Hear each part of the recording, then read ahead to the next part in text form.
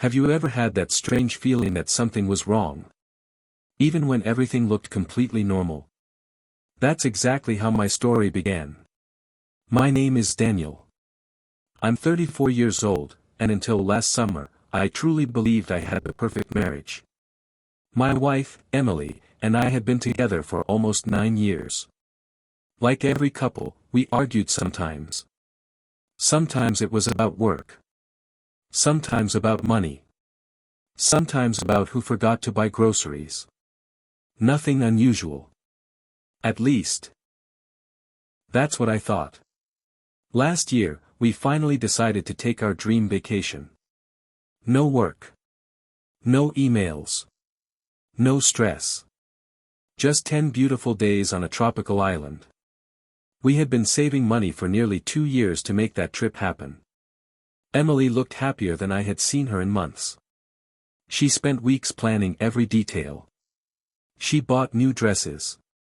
A new swimsuit. Even matching luggage. I remember thinking, this vacation is exactly what our marriage needs. The first 2 days were perfect. We walked on the beach. Tried local food. Watched sunsets together. Took hundreds of pictures. Everything felt peaceful. But on the third morning, something changed. Emily woke up unusually early. When I opened my eyes, she wasn't in bed. I figured she had gone downstairs to grab breakfast. About 20 minutes later, she walked back into the room carrying 2 coffees. She smiled. Morning. Everything seemed normal. Until I noticed. She wasn't carrying her phone anymore. Emily never went anywhere without her phone. Ever. I asked casually. Where's your phone? She looked at me for half a second before answering. Oh. I left it charging downstairs. It sounded believable. So I didn't think much about it. Looking back now, I wish I had. That afternoon we rented bicycles and explored the island. Emily kept stopping to take photos. But something felt different. Every few minutes, she would check her smartwatch. Not her phone. Her watch. Almost like she was waiting for a message. Whenever it vibrated, she smiled. A tiny smile. The kind of smile people make when they're trying to hide that they're excited. I asked. Everything okay? She laughed. Just my fitness app reminding me to move. Maybe she was telling the truth. Maybe not. At the time, I believed her. That evening we had dinner at a beautiful restaurant overlooking the ocean. The sunset was incredible. Live music played in the background. It should have been one of the happiest nights of my life. Instead, Emily kept looking over my shoulder. At first, I thought she was watching the ocean. Then I noticed something strange. Every time a tall man wearing a blue shirt walked past our table, she looked at him.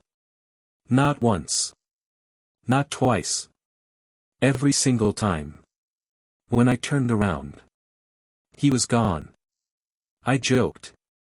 Do you know him? She laughed much louder than usual. No. Why would I? Her answer came too quickly. But again, I let it go. Because that's what trust looks like. You don't assume the worst. You don't interrogate your partner. You believe them. The next morning, Emily suggested something unusual. She wanted to spend the day alone. Not because we were fighting. She simply said, I just want a little time for myself. I wasn't offended. Everyone needs personal space. So I agreed. I booked a snorkeling tour while she stayed near the resort. When I returned 4 hours later, Emily wasn't there. The receptionist smiled at me. Your wife left about an hour after you. I frowned. Did she say where she was going? The receptionist shook her head. No, sir. I called Emily. No answer. I texted her. Nothing. 30 minutes later. She finally replied. Sorry. I found a cute little market nearby. Lost track of time. She even sent me a selfie. She was smiling. Holding shopping bags. Everything looked normal. But something bothered me. Something I couldn't explain. There were no shopping bags in our hotel room later that evening. Not one. I assumed. Maybe she'd left them somewhere. Or maybe she'd already unpacked them. I didn't ask. I wish I had. Because that small detail would later become one of the biggest clues. And that was only the beginning. I still had absolutely no idea that someone else was sharing our vacation. I tried to convince myself I was overthinking. Emily had never given me a real reason to doubt her before. Maybe I was just reading too much into small things. Maybe the missing shopping bags. The unanswered phone calls. The strange smiles. None of it actually meant anything. That's what I kept telling myself. The next morning, Emily seemed unusually cheerful. She kissed me on the cheek and said, "Let's make today fun." For a moment, I felt relieved. Maybe the weird feeling was finally gone. We spent the morning kayaking across crystal clear water. We laughed. Took pictures. Even joked about coming back next year. It almost felt like our old relationship again. But around lunchtime, everything changed. Emily suddenly looked at her smartwatch. It buzzed once. She glanced down for less than a second. Then she quickly smiled. "I'll be right back," she said. "I just need to use the restroom." I nodded. 5 minutes passed. Then 10. Then 15. She still hadn't returned. I decided to go inside the beach cafe to check if she was okay. As I walked through the restaurant, I noticed someone sitting near the back window. A tall man. Blue shirt. Baseball cap. Sunglasses. Something about him felt familiar. Then I realized. He was the same man I had seen at dinner 2 nights earlier. Before I could get a better look, he stood up. Walked out the side exit. Almost at the exact same moment.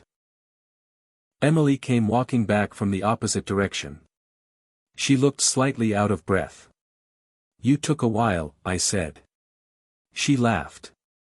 There was a long line. I didn't respond. Because something didn't make sense. The restroom was only a few feet away. There couldn't have been that many people. Still, I stayed quiet. That evening, Emily fell asleep unusually early. For the first time in years. Her phone was lying on the nightstand instead of under her pillow. Its screen lit up.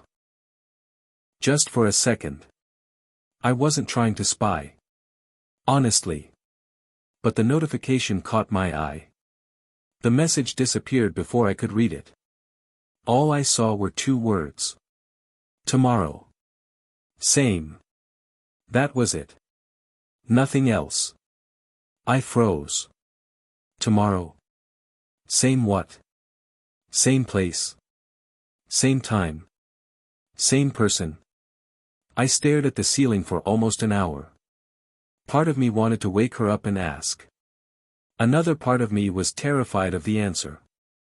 The next morning, Emily suggested we split up again. "I'd like to visit the local art market," she said. "You'd probably be bored." I forced a smile. Sure. But this time, I had no intention of going where she thought I was going. Instead of visiting the museum I'd mentioned, I rented a small scooter. Keeping a safe distance, I followed the taxi Emily got into. My heart was pounding. I kept asking myself, What if I'm wrong? What if I destroy my marriage because I'm paranoid? About 20 minutes later. The taxi stopped near a quiet beach on the other side of the island.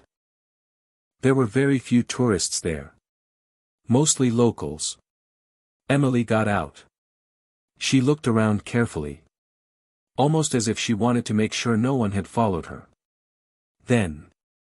She started walking toward a small cafe near the water. I parked the scooter behind a row of palm trees.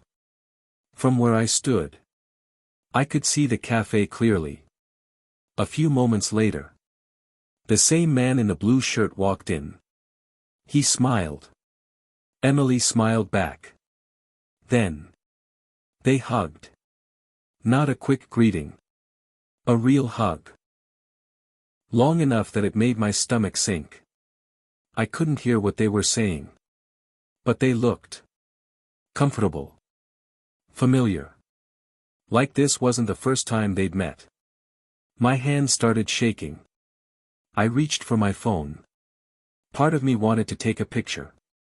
Another part wanted to storm into the cafe and demand answers. Instead, I stayed hidden. Watching. Waiting.